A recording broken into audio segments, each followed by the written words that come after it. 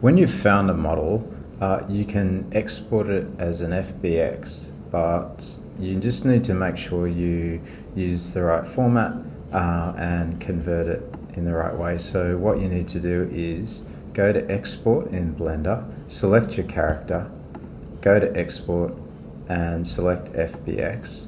Then what we're going to do is we're going to change the output file so it's a copy, and we're going to tick this box so it embeds the textures. So then we're going to just export this as a character, and we'll just export that, and then we can hop across to Mixamo and we can import the character in. So we'll upload the character, we'll select the character file and we'll let that upload. Then we need to rig our character. So it's going to just get you to quickly throw in all the locations of the wrists, elbows and knees and groin, and then we're going to... Okay, well that wasn't so quick, it was about 2 minutes, but what we've got now is a character that's ready to export. And so we're just going to download this character.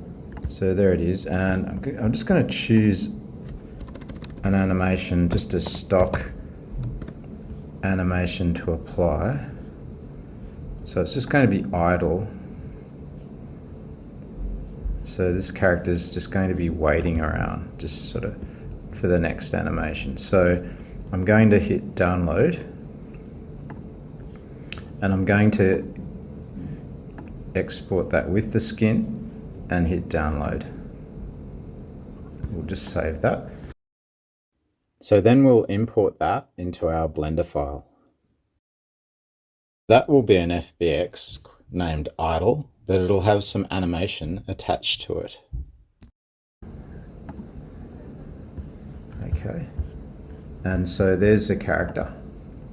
So I'm going to change this so we've got 60 frames, and then when I hit play on the playhead, you're going to just see the character going through the motions as the animation plays as a loop.